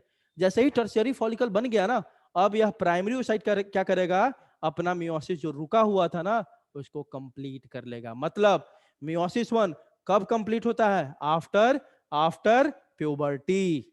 आई बात समझ, जल्दी बताओ, बोलो। Yes, sir. मियोसिस 1 कब कंप्लीट होता है बेटा? After puberty. बर्थ से पहले ही शुरू हो गया था, अरेस्ट हो गया था, लेकिन उसके बाद बर्थ से लेकर प्यूबर्टी तक कोई काम नहीं, बस फॉलिकल का नंबर कम हुआ। और जैसे ही प्यूबर्टी आया, जो प्राइमरी फॉलिकल था आगे पहले ग्रो किया, ग्रो करने के बाद टर्शियरी फॉलिकल पे जब पहुंचा, तब आपका जो प्राइमरी oocyte था, जो बचा हुआ उसका मियोसिस 1 था, वह कंप्लीट करेगा। और जब मियोसिस 1 कंप्लीट हो जाता है, तब यह प्राइमरी oocyte किस में कन्वर्ट हो जाता है बेटा? सेकेंडरी oocyte में। मतलब सिंपल लैंग्वेज में क्या हुआ? प्राइमरी oocyte में जब मियोसिस 1 हो जाता है तो क्या बना लेता है? Secondary oocyte। आई बात समझ? और सेकेंडरी oocyte जैसे ही बना, तब तक टर्शियरी फॉलिकल भी किस में कन्वर्ट हो गया बेटा? मैच्योर ग्राफियन फॉलिकल में। मतलब मैच्योर ग्राफियन फॉलिकल में कौन सा oocyte होता है? जल्दी बताओ। Secondary oocyte। secondary oocyte, अब यह मैच्योर ग्राफियन फॉलिकल, जब LH हार्मोन बढ़ता है ना, LH हार्मोन जब बढ़ता है फीमेल के बॉडी में, यह टूट जाता है और इससे सेकेंडरी oocyte बाहर निकल जाता है। That is called ovulation, ovulation. क्या बाहर निकला है? जल्दी बताओ तो। सेकेंडरी oocyte की ओवम क्या बाहर निकला? secondary oocyte, सेकेंडरी oocyte बाहर निकला है, हम ओवम बोल देते हैं, है ना। अभी सेकेंडरी oocyte, अब यह सेकेंडरी oocyte जैसे ही बाहर निकला ना बेटा, यह फिर से शुरू कर दिया। कौन सा मियोसिस बाकी है अभी? जल्दी बताओ। meiosis meiosis 2। 2, लेकिन फिर से अरेस्ट हो गया। यह आगे डिवाइड करना चाह रहा है, लेकिन फिर से क्या हो गया बेटा? ये अरेस्ट हो गया मेटाफेज में जाके। बोलोगे सर फिर अरेस्ट हो गया? कब तक अरेस्ट रहेगा? जब तक अब इसको कौन टच ना करे? स्पर्म। आई बात समझ? मियोसिस 2 फिर से शुरू हुआ इसका, लेकिन अरेस्ट हो गया मेटाफेज में। और आगे का जो बच गया मियोसिस 2, वो कब शुरू होगा बेटा? जैसे ही इस सेकेंडरी स्पर्म साइट में, सेकेंडरी oocyte में आके कौन टच करेगा? कौन टच करेगा? जल्दी बताओ। स्पर्म टच करेगा। स्पर्म भी आ रहा है ना उधर से, फीमेल ट्रैक से? जल्दी बताओ, आ रहा है ना? है ना? वो स्पर्म जैसे ही आके इस सेकेंडरी oocyte को टच करेगा, या ग्राफियन फॉलिकल से निकल जाता है सेकेंडरी oocyte बाहर, उसको टच करेगा, तब बाकी का इसका मियोसिस 2 कंप्लीट होता है। और तब यह क्या कहलाता है? जल्दी बताओ। ओवम। ovum, ठीक है, तो यही बात है बेटा। इसी बात को यहाँ पे बहुत सारे स्लाइड में मैंने समझाया है। देखो एक बार बताओ, सबको समझ में आया? ये बोलो। Yes, sir. yes sir, बहुत आसान है बेटा, कुछ नहीं है। प्यूबर्टी तो समझ ही गए आप कि 50 से 80 के बचता है। उसके बाद हर मंथ में एक बस प्राइमरी फॉलिकल आगे बढ़ता है, और पहले अपना वो प्राइमरी फॉलिकल से सेकेंडरी बनाएगा, सेकेंडरी से टर्शियरी बनाएगा, टर्शियरी तक उसके अंदर प्राइमरी oocyte है। टर्शियरी जैसे ही बनता है ना, तब तक प्राइमरी oocyte भी अपना साइज बढ़ा चुका होता है, तो वो क्या कर लेता है? मियोसिस 1 अपना कंप्लीट कर लेता है और सेकेंडरी oocyte बन जाता है। ठीक है, और तब तक आपका टर्शियरी फॉलिकल भी मैच्योर ग्राफियन फॉलिकल में चेंज हो जाता है। मतलब सेकेंडरी oocyte को जो सराउंड करता है वो ग्राफियन फॉलिकल होता है। अब LH का कॉन्सेंट्रेशन जब बॉडी में बढ़ेगा, वो ग्राफियन फॉलिकल टूटेगा और सेकेंडरी oocyte बाहर निकल जाएगा। सेकेंडरी oocyte जैसे ही बाहर निकलता है, वो मियोसिस 2 शुरू कर देता है, लेकिन फिर से अरेस्ट हो जाता है। कब तक? जब तक उसमें स्पर्म का टच ना हो। मतलब स्पर्म जैसे ही टच होता है, तब उसका मियोसिस 2 कंप्लीट होता है, तब वो ओवम कहलाता है। जल्दी बताओ बेटा, क्लियर है? बोलो। Yes. चलो पढ़ लेते हैं इसको। The process of formation of mature female gamete is called oogenesis, which is marked differently from spermatogenesis. इसका डिफरेंस भी बता दूंगा, बता ही दिया, वो टेबल में आपको मिल जाएगा। oogenesis is initiated during the embryonic development stage, पहले ही बता दिया। That is when mother is pregnant or in female fetus, मतलब fetus में, fetus किसको बोलते हैं? जब तक बच्चा मदर के यूट्रस में, उसको क्या बोलते हैं बेटा? fetus बोलते हैं, शुरू में ही बताया था, है ना। तो एम्ब्रियोनिक लाइफ में ही शुरू हो जाता है क्या आपका? oogenesis। ठीक है, और उसमें होता क्या? एनसीईआरटी का लाइन है आपका, when a couple of million gamete mother cell और oogonia are formed within each foetal ovary. दिख रहा है क्या बोल रहा है? कि एम्ब्रियोनिक लाइफ में ही आपका शुरू हो जाता है क्या? oogenesis। और वहीं पे आपको पहले ही बता दिया, बहुत सारे oogonia बन जाते हैं। According to NCERT, a couple of million of oogonia is formed within each foetal ovary. No more oogonia are formed and added after birth, पहले ही बता दिया। oogonia का जितना बनना है वो बर्थ से पहले ही बन जाएगा। बच्चा के बर्थ होने के बाद एक सिंगल oogonia भी नहीं बनता है। आई बात समझ? जल्दी बोलो, बोलो। yes sir, scattered ovarian follicles, जो प्राइमरी फॉलिकल सेकेंडरी फॉलिकल इसे बोल रहे थे ना, उसको ओवेरियन फॉलिकल भी बोलते हैं, are embedded in the stroma of cortex. पहले ही बता दिया था कि आपको जो प्राइमरी फॉलिकल से सेकेंडरी, सेकेंडरी से टर्शियरी, टर्शियरी से आपका ग्राफियन, ये सारा डेवलपमेंटल स्टेजेस ओवरी के किस हिस्से में देखने को मिलेगा? कॉर्टेक्स में। याद है ना, बताया था ये बात? जल्दी बोलो। yes sir, कॉर्टेक्स में। तो वही बोला है कि ये सारे ओवेरियन फॉलिकल कहाँ होगा? कॉर्टेक्स रीजन में होगा। An ovarian follicle consist of an oocyte, अभी बता दिया। अभी तो आप देख रहे थे प्राइमरी फॉलिकल, सेकेंडरी फॉलिकल सब ओवेरियन फॉलिकल है। उसमें क्या होता है? एक oocyte होता है, और oocyte को बाहर में सराउंड क्या होता है? क्या आपका? Epithelial cell, that is called granulosa cell. यही होता है ना? जल्दी बताओ, बोलो। Yes, sir. वही लिख रहा है, ovarian follicle consist of an oocyte surrounded by one or more layer of follicular flat epithelial cell called the granulosa cells which are derived from the germinal epithelium lining the ovary। जो granulosa cell है ना, उसको भी कौन बनाता है? Ovary का जो जर्माइनल एपिथेलियम है। तो ये सब बातें तो पहले ही बता दिया। आगे देखो, यह पूरा आपके एनसीईआरटी का बहुत बेहतरीन तरीके से देखो आप। ऊगोनिया, ये देखो फीटल लाइफ है पूरा, यहाँ से यहाँ तक फीटल लाइफ आप देख सकते हो कि सारा जो प्राइमरी oocyte है सब क्या कहाँ बन गया है? फीटल लाइफ में। इसमें बस आपको oogenesis दिखा रहा है, यह नहीं दिखा रहा, फॉलिकल का डेवलपमेंट नहीं दिखा रहा है, ठीक है। ऊगोनिया, उसमें माइटोसिस हुआ और ग्रोथ फेज शो किया, तो क्या बन गया? Primary oocyte। प्राइमरी oocyte में क्या होगा बेटा? फर्स्ट मियोटिक डिवीजन, तो क्या बना लेगा? जल्दी बताओ। सेकेंडरी oocyte, और सेकेंडरी oocyte में जब आपका क्या होगा? सेकेंड मियोसिस डिवीजन, तो क्या बन जाता है? जल्दी बताओ। ओवम। ये सिंपल बता दिया है, इसमें ये नहीं बताया कि प्राइमरी oocyte पहले अरेस्ट हो जाता है फिर बाद में जाके कंप्लीट करता है। सीधे बता रहा है पूरा एक सिंपल फ्लो चार्ट कि ऊगोनिया, उसमें माइटोसिस हुआ मतलब मल्टीप्लाई किया और ग्रोथ किया तो बन गया प्राइमरी oocyte। उसमें फर्स्ट मियोटिक डिवीजन होगा तो सेकेंडरी oocyte, और सेकेंडरी oocyte में जब मियोसिस 2 होता है तो क्या बना देता है? जल्दी बताओ। ओवम। क्लियर है? जल्दी बोलो। बोलो। Yes, sir. हाँ, यहाँ देखो, like spermatogenesis, oogenesis process also can be divided into 3 stages, पहले ही बता दिया। मल्टीप्लिकेशन फेज है ना, ग्रोथ फेज है ना, और ग्रोथ क्यों होता है अभी देखेंगे, क्योंकि इस टाइम में क्या होता है, ग्रोथ क्यों होता है। आपने उसमें भी ग्रोथ कैसे पढ़ा था? जब न्यूट्रिएंट वो अपने अंदर जमा करने लगता है, इसी के कारण ग्रोथ हो रहा था। जल्दी बताओ, याद है? Yes, sir. यहाँ पे भी क्या होगा? वाइटेलोजेनेसिस के कारण ग्रोथ होता है, मतलब एग में किसका फॉर्मेशन शुरू हो जाता है? यॉक का, है ना। और यॉक क्या है? न्यूट्रिटिव मटेरियल है कि नहीं? जल्दी बताओ। Formation of yolk is called vitellogenesis. आगे देखो, मैच्योरेशन फेज, इसमें मियोसिस होगा। चलो देख लेते हैं, सारी बातें बता दिया, बस पढ़ना है मेरे को। During embryonic development stage, primordial germ cells और गैमीट मदर सेल उसको बोलते हैं, repeatedly divide by meiosis to form large number of diploid oogonia in each fertile ovary। पहले ही बता दिया, प्राइमोडियल जर्म सेल था, उसमें माइटोसिस हुआ और बहुत सारे डिप्लॉइड oogonia सेल बना दिया, ठीक है, दोनों ओवरी में। उसके बाद no more oogonia are formed and added after birth। this process completes in embryo stage of female in most higher animals, है ना। जो भी हायर एनिमल होगा, ये सारा oogonia जब प्राइमोडियल जर्म सेल से जो oogonia बना वह फीटल स्टेज में ही हो जाता है, बच्चा के पैदा होने से पहले ही हो जाता है। आगे, by the time the foetus is 25 weeks old. 25 week मतलब कितने हो गया बेटा? कितने महीना हो गया?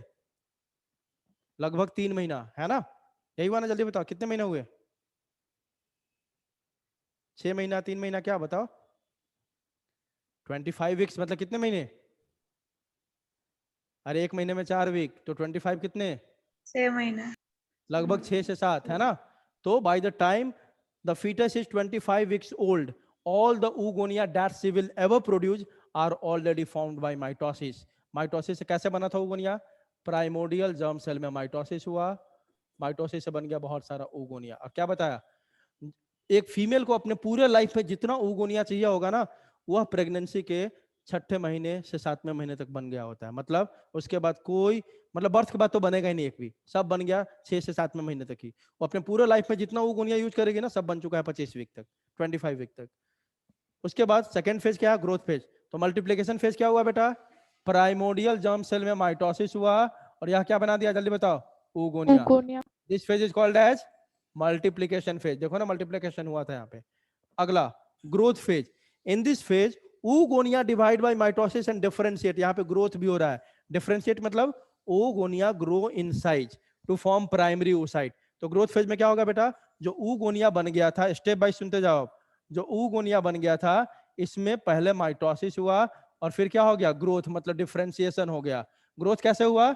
यॉक सैक बनना शुरू हो गया। मतलब मान लो कि पहले छोटा सा एक था, इसमें यॉक सैक कम था, अब यॉक सैक जब बढ़ा तो एक का साइज बढ़ गया, ठीक है। तो oogonia में माइटोसिस और डिफरेंशिएशन हुआ, तब ये बना लिया क्या बेटा? Primary oocyte। अभी तक बताओ, प्राइमोडियल जर्म सेल 2n था, oogonia भी 2n है, प्राइमरी oocyte 2n होगा कि n होगा? जल्दी बताओ। 2n। अभी तक माइटोसिस हो रहा है, ठीक है। तो इसको बोलते हैं ग्रोथ फेज। जब oogonia माइटोसिस करके क्या बना ले? माइटोसिस और ग्रोथ करके प्राइमरी oocyte, इसको बोला हमने ग्रोथ फेज, ठीक है। Growth occurs due to vitellogenesis, formation of yolk, that is the synthesis of yolk in vertebrates also occurs during this phase. जब एग आप देखते होंगे बर्ड्स का, तो उसमें येलो कलर का सब्सटेंस देखते हो, आपको दिखता है सबको? जल्दी बताओ। Yes, sir. उसी को क्या बोलते हैं? यॉक। तो ह्यूमन के भी एग में यॉक होता है, लेकिन बहुत कम अमाउंट में होता है, बताऊंगा मैं, ठीक है। आगे देखो, तो क्वेश्चन पूछ लेता है कि वाइटोलोजेनेसिस है ना उस साइड के किस फेज में होता है, तो किस फेज में, ग्रोथ फेज में। उसी यॉक के फॉर्मेशन के कारण ही एक का साइज बढ़ते जाता है। आगे, the growth phase is the longest phase in oogenesis in oviparous animal. ध्यान रखो, ओविपैरस बोला है मैंने। जो ओविपैरस एनिमल होंगे ना, जो एग लेइंग होते हैं, उसमें यह फेज सबसे लंबा होता है। लेकिन हम लोगों में पूछे कि ह्यूमन में सबसे लंबा फेज कौन होता है, मैच्योरेशन फेज, ग्रोथ फेज या मल्टीप्लिकेशन फेज, तो हम लोग में जो सबसे लंबा फेज होता है कौन सा होता है, मैच्योरेशन फेज। आज बात समझ, जल्दी बताओ। Yes, sir. During growth phase size of egg increases many times. ये सब सिंपल सिंपल बात है। तीसरा maturation, it is the longest phase in human. ठीक है, primary oocyte starts first meiotic division, बताया ना। मैच्योरेशन फेज जैसे ही आएगा, प्राइमरी oocyte क्या कर दिया, आपका प्राइमरी oocyte बन चुका था, वह स्टार्ट कर दिया first meiotic division, that is M1। proceed up to diplotin stage of prophase 1 and get temporarily arrested at this stage, मतलब temporarily stop any further development। इसीलिए शुरू में मैंने ब्रीफ करके बता दिया था कि लाइन जब पढ़ूं तो आपको कंफ्यूजन ना हो।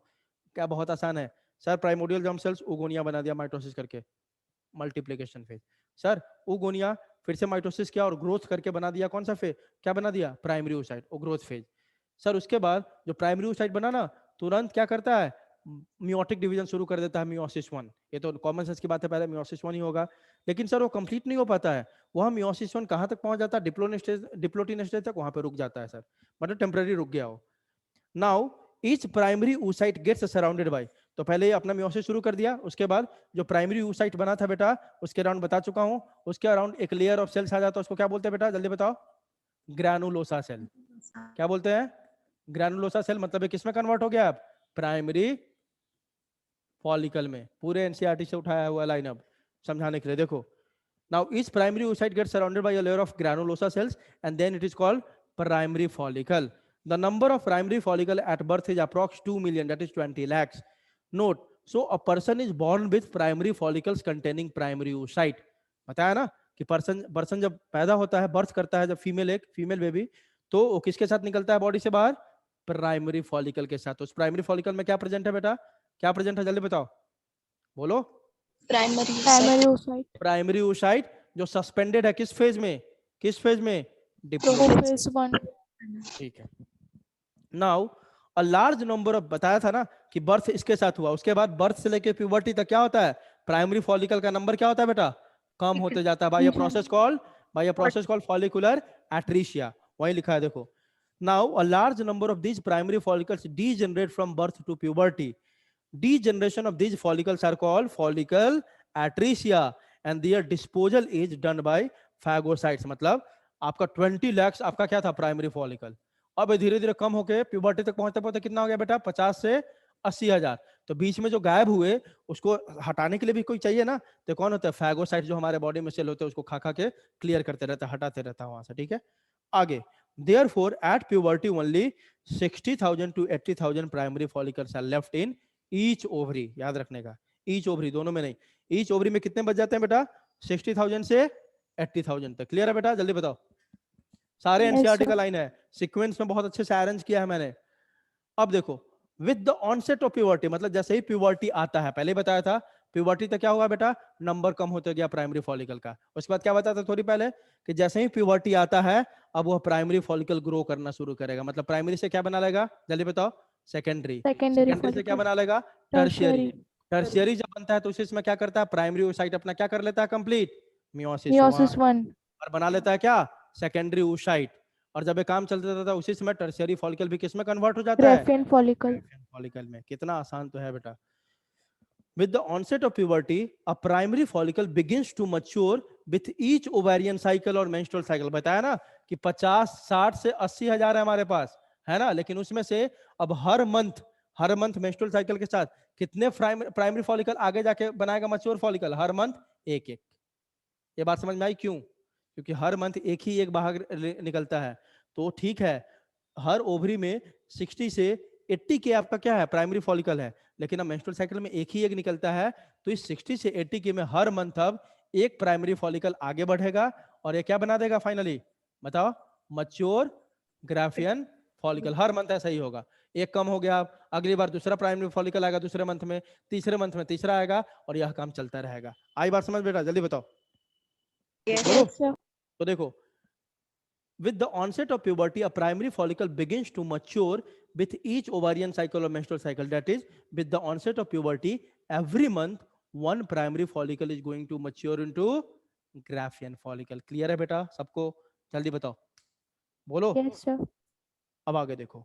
The follicular cells become cuboidal. याद करो, जब हमने पढ़ा था प्राइमरी फॉलिकल जब बना था तो इसको जो लेयर ऑफ सेल्स सराउंड किया था ना, समझ लो ये बात को. प्राइमरी फॉलिकल कैसे बना था बेटा? When oocyte is surrounded by a layer of granulosa cell. जो granulosa cell इसको सराउंड किया था ना प्राइमरी फॉलिकल में, ये फ्लैट होता है. कैसा होता है बेटा? फ्लैट. Right. अब क्या हुआ? वह जो ग्रैनुलोसा सेल था डिवाइड कर जाएगा खुद. आप खुद से बताओ, यहाँ पे एक लेयर है, अब यह डिवाइड कर जाएगा, ग्रैनुलोसा सेल ही डिवाइड कर गया, तो इसका लेयर बढ़ जाएगा कि नहीं? इसका नंबर बढ़ जाएगा कि नहीं? जल्दी बताओ. Yes, sir. है ना? तो ये ग्रैनुलोसा सेल जो था ना फ्लैट, वह डिवाइड करके और ज्यादा लेयर बना दिया खुद का ग्रैनुलोसा सेल का, और शेप भी इसका चेंज हो गया. अब ये किस शेप का हो गया बेटा? क्यूबॉइडल शेप का हो गया. किस शेप का? जल्दी बताओ. क्यूबॉइडल. इसलिए बता रहा हूँ कि क्वेश्चन ऐसा पूछ लेता है कि प्राइमरी फॉलिकल में जो ग्रैनुलोसा सेल है उसका शेप कैसा है, तो क्या बोलोगे? फ्लैट होता है. और जब सेकेंडरी फॉलिकल बनता है तो वही ग्रैनुलोसा सेल डिवाइड करता है और ज्यादा अपना लेयर बना देता है, और उसका शेप भी चेंज किस में हो जाता है बेटा? Cuboidal. क्यूबॉइडल में. है ना? ऐसा क्वेश्चन पूछता है. देखो, the follicular cells becomes cuboidal, divide by mitosis. follicular cells मतलब वही granulosa cell, वो cuboidal हो जाता है, divide by mitosis to form a stratified epithelium called granulosa layer. है ना? वह क्या क्या granulosa जो सेल था उसको follicular cells भी बोलते हैं. वह cuboidal हो गया पहले और तब डिवाइड करके और अपना ज्यादा लेयर बना लिया. है ना? So the primary follicles get surrounded by more layers of granulosa cell and a new theca and are called secondary follicle. देखो ये बहुत ध्यान से याद रखना, फॉलिकल कैसे डेवलप हो रहा है. फॉलिकल का अलग से बताता हूँ. देखो, प्राइमरी oocyte में एक लेयर आ गया था फ्लैट एपिथेलियल सेल का जिसको ग्रैनुलोसा सेल बोलते हैं, तब इसको बोल दिया प्राइमरी फॉलिकल. इसमें प्राइमरी oocyte है. अब ये सेकेंडरी कब बोलेंगे? यही जो flat cuboidal flat epithelial cell था ना ग्रैनुलोसा सेल, है ना? बात समझो. प्राइमरी oocyte के अराउंड एक ग्रैनुलोसा सेल का लेयर तो प्राइमरी फॉलिकल. अब यह ग्रैनुलोसा सेल क्या हो गया? क्यूबॉइडल हो गया, डिवाइड करके और लेयर बना दिया. तो प्राइमरी oocyte पहला लेयर तो पहले से था, अब और लेयर आ गया ग्रैनुलोसा सेल का, तब इसी को क्या बोल देंगे बेटा? Secondary follicle. मतलब when primary oocyte is surrounded by more layers of, पहले से तो एक लेयर है ही, और लेयर आके इसको जब सराउंड कर दिया तब इसी को क्या बोलेंगे? जल्दी बताओ. Secondary follicle. आई बात समझ? जल्दी बोलो. सिंगल लेयर जब सराउंड किया हुआ था तो प्राइमरी, और ज्यादा लेयर आ गया ग्रैनुलोसा का तो क्या बोला? Secondary follicle. तो वहीं लिख रहा है the primary follicle get surrounded by, NCERT में यहीं से लिखा हुआ है आपका, यहाँ से. The primary follicles get surrounded by more layer of granulosa cells and a new theca. यहाँ पे एक और चीज नया आ गया जो वेरी इंपॉर्टेंट है ना. यह जो प्राइमरी फॉलिकल था ना, इसके अराउंड एक थीका, मतलब सीधा कौन था? बस एक लेयर था ग्रैनुलोसा का. सेकेंडरी में एक से ज्यादा लेयर ग्रैनुलोसा का हो गया और उसके बाहर एक और नया लेयर बन गया जिसको थीका बोलते हैं. क्या बोलता है बेटा? थीका. तो कोई बोले कि सेकेंडरी फॉलिकल किसको बोलोगे? तो more than one layer of granulosa cell और सबसे बाहर में एक लेयर डेवलप हो गया, नया लेयर, उसको क्या बोलते हैं बेटा? जल्दी बताओ. थीका. ठीक है? क्लियर है? जल्दी बोलो. Yes, sir. आगे देखो. The secondary follicles soon transforms into a tertiary follicle which is characterized by a fluid filled cavity called antrum. Very important question NCERT का लाइन कि सेकेंडरी फॉलिकल जो टर्शियरी फॉलिकल है उसका कैरेक्टर क्या है? तो टर्शियरी फॉलिकल में एक आपका कैविटी का फॉर्मेशन हो जाता है जिसका नाम क्या है बेटा? एंट्रम. जो अभी तक प्राइमरी फॉलिकल में नहीं था, सेकेंडरी फॉलिकल में नहीं था. यह कैविटी सबसे पहले कहाँ अपीयर हुआ, कहाँ बना? Tertiary follicle. टर्शियरी फॉलिकल में, which appears between the granulosa cell. देखो ऐसा कुछ है, ध्यान दो. यह था प्राइमरी फॉलिकल, ये oocyte है. oocyte के अराउंड जब single layer of granulosa cell तो प्राइमरी फॉलिकल. इसके अराउंड जब एक से ज्यादा लेयर हो गया ग्रैनुलोसा सेल का, है ना, एक से ज्यादा लेयर हो गया और सबसे बाहर लेयर में थीका आ गया, तो इसको क्या बोल दिया बेटा हमने? Secondary follicle. अब देखो क्या हुआ. ये जो ग्रैनुलोसा सेल थे ना, ऐसे देखो, ये फिर से आपका ऐसा था, सबसे बाहर वाला थीका है, ये थीका भी होगा ना. अब दो चेंजेस होंगे टर्शियरी फॉलिकल में, दो चेंजेस. पहला क्या होगा? एक एंट्रम का डेवलपमेंट हो जाएगा, प्लस ये जो थीका था ना बाहर वाला, ये भी दो लेयर में बढ़ जाएगा. एक को बोलेंगे थीका एक्सटर्ना और एक को बोलेंगे थीका इंटरना. ये क्या हो गया? थीका एक्सटर्ना, यह हो गया थीका इंटरना. तो देखो बहुत आसान है. कुछ लोगों को लगता है सर क्या क्या बोल दिया, कुछ नहीं. एक लेयर प्राइमरी, एक से ज्यादा लेयर प्लस एक थीका आ गया सेकेंडरी, अब ये थीका भी आगे आगे होते जाएगा ना काम कुछ। अब ये थीका क्या किया टर्शियरी में, ये थीका 2 लेयर में बट गया। बाहर वाला जो है उसको बोल दिया थीका एक्सटर्ना, और अंदर वाला जो उसको क्या बोल दिया थीका इंटरना। इसमें प्राइमरी oocyte है, और प्राइमरी oocyte का जो मान लो कि लेयर था ना ग्रैनुलोसा सेल का, एक लेयर ये था, दूसरा लेयर, अभी दूसरा लेयर पुश हो जाता है ऊपर थोड़ा, और इसके बीच में एक ऐसे करके कैविटी बन गया। इस कैविटी को क्या बोल देते हैं बेटा? एंट्रम। आई बात समझ? तो इसका मतलब टर्शियरी फॉलिकल में सेकेंडरी फॉलिकल से क्या क्या चेंज हुआ सर? इसका जो थीका था ना वह 2 पार्ट में बट गया, बाहर वाला थीका एक्सटर्ना, अंदर वाला थीका इंटरना। और दूसरा क्या हुआ सर, इसका जो बहुत सारा लेयर था ना ग्रैनुलोसा सेल का, उसी लेयर के बीच में एक कैविटी, मान लो एक लेयर ग्रैनुलोसा सेल का ये था, दूसरा ये था, इसके बीच में एक ऐसा करके कैविटी बन गया। इस कैविटी को क्या बोल दिया बेटा हमने? एंट्रम। आई बात समझ? तो tertiary follicle is characterised by the presence of a cavity that is called antrum. और ये एंट्रम कैविटी है ना, तो इसमें एक फ्लूइड भी भरा होता है, उसको बोलते हैं लीकर फॉलिकुलाई। क्या बोलते हैं उसको? लीकर फॉलिकुलाई। तो देखो लिखा हुआ है the secondary follicle soon transforms into a tertiary follicle which is characterized by a fluid filled cavity called antrum which appears between the granulosa cell. The fluid of antrum is called Leaker folliculi. उस cavity में एक fluid होता है उसको बोलते हैं liquor फॉलिकुलाई।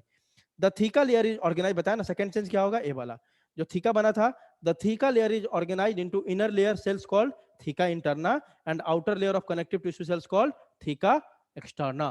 Clear है बेटा? जल्दी बताओ। Yes, sir. बोलो। आगे देखो, the maturing oocyte adhere to the wall of the follicle through a pedicle, stalk or mass of cell called cumulus oophorus formed by granulosa cells and remain suspended in Leaker folliculi. जो secondary oocyte था ना, मान लो ये wall है पूरा बाहर में, यहाँ सेकेंडरी oocyte है, तो ये सेकेंडरी oocyte है, इसके वॉल से भी कनेक्टेड होता है with a mass of cell. इस मास ऑफ सेल को क्या बोलते हैं बेटा? जल्दी बताओ क्या बोलते हैं? cumulus oophorus। अब बता रहा हूँ, डायग्राम में आओ, सब 1 मिनट में खत्म करते हैं।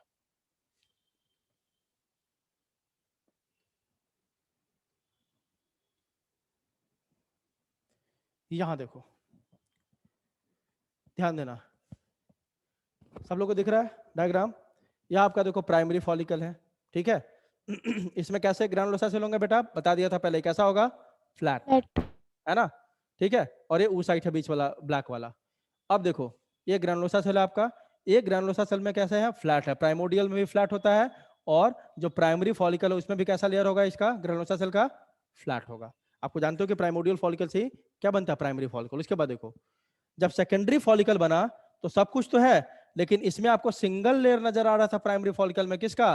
ग्रैनुलोसा सेल का। इसमें सिंगल से ज्यादा नजर आ रहा है कि नहीं? जल्दी बताओ। Yes, sir. और इसके बाद एक बाहर में भी एक लेयर बन गया, ये कौन सा लेयर है? थीका। थीका, है ना? तो इसको बोल दिया सेकेंडरी या प्री एंट्रल, मतलब अब आगे जाके क्या बनने वाला है? एंट्रम, है ना? उसके बाद आया आपका यहाँ पे कौन सा? एंट्रल फॉलिकल, जिसको टर्शियरी फॉलिकल भी बोलते हैं, ठीक है। ये देखो यहाँ पे क्या हुआ, ये फिर से आपका क्या है? देखो ये क्या है आपका? जल्दी बताओ। This one is follicular cells, बाहर में भी फॉलिकुलर सेल्स, और इन दोनों फॉलिकुलर सेल के बीच में एक व्हाइट कलर का देखो कैविटी बन गया। दिस कैविटी इज कॉल्ड, क्या Antrum. बोलते हैं? एंट्रम। तो इसीलिए तो बोला कि ग्रैनुलोसा सेल के बीच में, ऊपर वाला और नीचे वाला ग्रैनुलोसा सेल के बीच में आपका क्या बन गया? एक कैविटी बन गया। This is called as antrum. और इस एंट्रम में एक फ्लूइड भरा होगा, उस फ्लूइड को क्या बोलते हैं? लीकर फॉलिकुलाई, है ना? अब देखो यह टर्शियरी फॉलिकल में कौन सा oocyte है? जल्दी बताओ कौन सा oocyte है? Primary oocyte। Primary. जैसे ही ये टर्शियरी oocyte बनता है ना, यह प्राइमरी oocyte जो उसका बाकी बचा हुआ था ना, क्या Meiosis 1. वो पूरा करेगा और क्या बना लेगा? Secondary Secondary oocyte, oocyte. है ना? और जब ये सेकेंडरी oocyte बनता रहता है, उसी समय यह जो टर्शियरी फॉलिकल है वह भी चेंज हो गया। किसमें? Mature Graphian Graafian follicle. Follicle. Pre ovulatory follicle, इसका दूसरा नाम क्या है? ग्राफियन फॉलिकल, है ना? ये किसमें चेंज हो गया बेटा? ग्राफियन फॉलिकल में। देखो ना, ये एंट्रम है ना? और आपको दिखाई दे रहा होगा, देखो आपको दिखाई दे रहा होगा, ठीक है, कि यह थीका 2 लेयर में डिवाइड हो चुका है। अंदर वाला को क्या बोलेंगे बेटा? Theca interna. बाहर वाला को क्या बोलेंगे? थीका एक्सटर्ना, ठीक है। वो टर्शियरी में ही ऐसा हो जाता है। अब देखो यह जो व्हाइट कलर दिख रहा है आपको, दिस इज एंट्रम। इसमें एक लिक्विड भरा होगा, दैट इज कॉल्ड एज क्या? Liquor Leaker. फॉलिकुलाई। और क्या बोला मैंने? जो oocyte था वह ग्रैनुलोसा सेल के वॉल से अटैच होगा with the help of some cells. इसी सेल को क्या बोल दिया हमने? जल्दी बताओ। क्यूमुलस oophorus, या इसी को क्या बोलते हैं अपन? जल्दी बताओ क्या बोलते हैं? बोलो। क्यूमुलस लिखा हुआ है ना यहाँ पे, देखो ना, क्यूमुलस oophorus, है ना? अब इसी में LS जब आया तो यह ग्राफियन फॉलिकल टूटा और क्या बाहर निकल गया? जल्दी बताओ। Secondary oocyte. oocyte। कितना बेहतरीन मतलब डायग्राम है, इससे सब कुछ क्लियर इसी से हो जाएगा, कुछ याद करने की जरूरत नहीं है सर। पहले प्राइमोडियल जर्म सेल था, मतलब फॉलिकल था, इसमें क्या था, फ्लैट ग्रेनुलोसा सेल। सर इसी में क्या हुआ, ये और थोड़ा ऑर्गेनाइज हो गया और इसके अराउंड क्या आ गया, प्राइमरी फॉलिकल। आपके एनसीईआरटी में यहाँ से है तो इस पार्ट को हटा देना आप, ठीक है। यहाँ से देखना शुरू किया कि when primary oocyte is surrounded by flat granulosa cell it is called primary follicle, है ना। When primary oocyte is surrounded by more layer of granulosa cell, लेकिन यहाँ पे आके कैसा हो गया था उसका शेप, क्यूबॉइडल, तो इसको क्या बोल देंगे बेटा, सेकेंडरी फॉलिकल। अब सर सेकेंडरी फॉलिकल में एक और चीज अपीयर हो गया, क्या, थीका, है ना। सर उसके बाद क्या होता है, दो ग्रैनुलोसा सेल है, जो ग्रैनुलोसा सेल है ना, ये थोड़ा थोड़ा साइड होगा, इसके बीच में एक एंट्रम बन गया, कैविटी बन गया, इसको बोलते हैं एंट्रम। तो एंट्रम किसका कैरेक्टर है, सबसे पहले कहां देखने को मिला, कहां देखने को मिला, Tertiary follicle. टर्शियरी फॉलिकल, है ना। एंट्रम बन गया सर, एंट्रम में एक फ्लूइड होता है उसको बोलते हैं लीकर फॉलिकुलाई। उसके बाद सर जो ये थीका था ना, यह भी दो लेयर में बढ़ जाता है, एक इनर वाला लेयर और एक आउटर लेयर। इनर लेयर को क्या बोलते हैं बेटा, थीका Theca interna. इंटरना, और बाहर वालों को थीका एक्सटर्ना। उसके बाद सर इसी टाइम पे जब टर्शियरी फॉलिकल बन जाता है ना, उसमें जो प्राइमरी oocyte होता है वो अपना मियोसिस 1 कंप्लीट करता है जो रुका हुआ था, और बना लेता है सेकेंडरी oocyte। और उसी टाइम पे सर एक और काम हो रहा होता है, जो फॉलिकल भी है ना, वो एफएसएच के, फॉलिकल को डेवलप कौन करवा रहा था, कौन सा हार्मोन, फॉलिकुलर एस्ट्रो, नाम ही है फॉलिकुलर एस्ट्रो। ये सारा जो डेवलपमेंट हो रहा है कौन करवा रहा है, एफएसएच, है ना। सर इधर सेकेंडरी oocyte बना, और इधर जो टर्शियरी फॉलिकल था वो किस में कन्वर्ट हो गया बेटा, ग्राफियन फॉलिकल में, है ना। ग्राफियन फॉलिकल में एंट्रम है, इसमें इसका लिक्विड है, प्लस एक और स्ट्रक्चर ग्राफियन फॉलिकल में देखने को मिला कि सर जो oocyte है ना, ये oocyte, अब बोलोगे सर oocyte के बाहर भी तो ग्रैनुलोसा सेल है, जो oocyte है वह इससे अटैच होता है इंटरना से, किससे, with the help of some cells या pedicle, this is called as cumulus Cumulus. Oophorus, है ना। यही ग्राफियन फॉलिकल को हम प्री ओव्यूलेटरी फॉलिकल बोल सकते हैं, क्योंकि ग्राफियन फॉलिकल ही टूटता है तो क्या होता है, ओव्यूलेशन, है ना। अब ये ग्राफियन फॉलिकल सर एलएच जब हार्मोन आ गया बॉडी में, टूटा और किसको बाहर निकाल दिया, सेकेंडरी oocyte को। क्लियर है बेटा, जल्दी बताओ। Yes sir. इससे अच्छा इसको नहीं बताया जा सकता है। तो सारी बातें हमने कर ली इसमें, ठीक है, कि the maturing oocyte adhere to the wall of the follicle through a pedicle that is called cumulus ophorus, है ना। आगे देखो, note, theca interna is composed of sales having characteristic of, जो थीका इंटरना है ना, वो ग्लैंड के जैसा एक्ट करता है, वो स्टेरॉइड सिक्रेशन करता है, उसमें बहुत सारा ब्लड वेसल होता है। और थीका एक्सटर्ना में क्या होता है बेटा, gradually merges with ovarian stroma, theca externa धीरे धीरे खत्म हो जाता है, ठीक है। इसीलिए आपको उसमें एक ही एक्सटर्ना दिखा रहा था, जब आप डायग्राम देख रहे होगे तो कंफ्यूज हो रहे थे ना कि सर इसमें तो एक ही बनाया है, आप बोल रहे थे कि दो में डिवाइड हो जाएगा। इस डायग्राम में देखो, इसमें जो टर्शियरी देखोगे आप, ये देखो, एक मिनट, ये टर्शियरी आप देखोगे तो इसमें आपको एक ही लेयर नजर आ रहा है थीका का, जबकि टर्शियरी में थीका के कितने लेयर हो जाते हैं बेटा, जल्दी बताओ, 2। 2. लेकिन जो बाहर वाला लेयर है ना थीका एक्सटर्ना, वो धीरे धीरे ओवेरियन स्ट्रोमा में मिल जाता है तो दिखाई नहीं देता है। लेकिन याद रखने का, थीका यहाँ बना, यहाँ आके थीका एक्सटर्ना 2 पार्ट में बढ़ गया, एक्सटर्ना और इंटरना में, और यहाँ पे एक और काम क्या हो गया, मतलब बहुत सिंपल सिंपल सा चेंजेस है सर। इसमें एक लेयर ग्रैनुलोसा का, इसमें 2 लोअर, 2 लेयर, प्लस क्या हो गया आपका एक थीका। इसमें आगे क्या सर, थीका 2 में बट गया, इंटरना एक्सटर्ना में, और एक और कैविटी भी बन गया एंट्रम, उसमें एक लिक्विड है जिसको लीकर फॉलिकुलाई। और इसी समय सर क्या होता है, जो आपका ये प्राइमरी oocyte है कन्वर्ट हो गया किसमें, सेकेंडरी में, और ये टर्शियरी फॉलिकल कन्वर्ट हो गया किसमें, ग्राफियन फॉलिकल में, मैच्योर फॉलिकल में। उसके बाद जैसे ही एलएच बढ़ा, ये टूटा और ओवम को बाहर निकाल दिया। चलो वही बात सब लिखा हुआ है इसमें, जो बातें है ना सारी बातें मैं आपको बता दिया, यही लिखा हुआ है देखो। The primary oocyte with in the tertiary follicle, क्या बताया मैंने कि जब प्राइमरी oocyte कब अपना मियोसिस 1 कंप्लीट करता है बेटा, कब कंप्लीट करता है, जल्दी बताओ, जब वह टर्शियरी फॉलिकल तक पहुंच जाता है। The primary oocyte with in the tertiary follicle grows in size and completes it's first meiotic division at puberty. तो ये क्वेश्चन यहीं पे बच्चा कंफ्यूज होता है, सर जो रुका हुआ था M1 वह कहां जाके पूरा होता है, जब टर्शियरी फॉलिकल बन जाता है तब वह जो M1 रुका हुआ था मियोसिस 1, वह प्राइमरी oocyte कंप्लीट करता है और बना लेता है सेकेंडरी oocyte, और टर्शियरी फॉलिकल भी तुरंत कन्वर्ट हो जाता है ग्राफियन फॉलिकल में। मतलब ग्राफियन फॉलिकल में कौन सा oocyte है, सेकेंडरी की प्राइमरी, सेकेंडरी oocyte। क्लियर है बेटा, चलिए बोलो। Yes sir. It is an unequal division, जो मियोसिस होता है ना, मियोसिस 1 मियोसिस 2 अनइक्वल डिवीजन होता है। It is an unequal division resulting in the formation of a large haploid secondary oocyte and a tiny first polar body. अभी देखो ऐसा, अब सिंपल दिखाए तो, या उगोनिया, oogonia में क्या हुआ बेटा, माइटोसिस बन गया प्राइमरी oocyte, प्राइमरी oocyte ऐसे है मान लो इसमें। अब प्राइमरी oocyte में जब डिवीजन होता है ना मियोसिस 1, तो 2 सेल बनाएगा, पक्की बात है। मियोसिस 1 के बाद एक सेल लार्ज बनेगा और एक सेल छोटा बनेगा। जो लार्ज इसलिए बोलते हैं कि जो मियोसिस 1 और मियोसिस 2 इसमें होता है ना अनइक्वल डिवीजन होता है, क्योंकि एक लार्ज सेल बना एक छोटा, जो छोटा सेल बना उसको क्या बोलेंगे बेटा, पोलर बॉडी, और जो लार्ज वाला बन गया इसको क्या बोलेंगे, सेकेंडरी oocyte, है ना। क्यों? क्योंकि सबसे ज्यादा साइटोप्लाज्म यही रख लेता है, उसको नहीं देता है, क्योंकि काम आगे इसको करना है, सीधी सी बात। It is an unequal division resulting in the formation of large haploid secondary oocyte and a tiny first polar body. Secondary oocyte retains bulk of the nutrient-rich cytoplasm of the primary oocyte. Polar body receives very little amount of cytoplasm. चलो अब कल देखेंगे।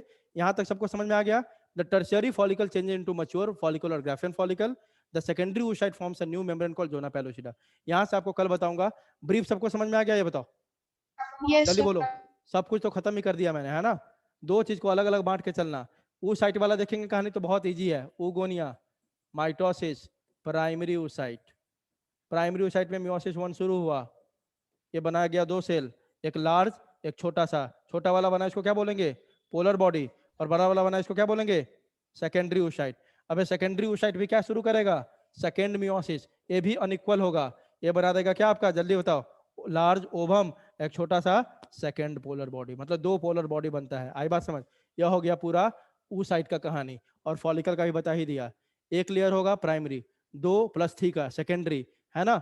जब उसमें antrum आ जाए और theca 2 में divide हो जाए टर्शियरी, है ना। उसी इसमें प्राइमरी oocyte कंप्लीट किया था मियोसिस ए वाला पोर्शन, ठीक है। उसके बाद वो ग्राफियन बनता है, ग्राफियन रप्चर करता है, उससे एक बाहर निकल जाता है। क्लियर है बेटा? जल्दी बताओ, बोलो बोलो, क्लियर है? ध्रुव देसाई समझ में आ रहा है? जश पंड्या, Yes, sir. तीर्थ पटेल, तीर्थ पटेल, आपको बेटा समझ में आ रहा है? बोलो। चलो लेक्चर खत्म करते हैं, आपका अगला लेक्चर भी होगा। Bye bye.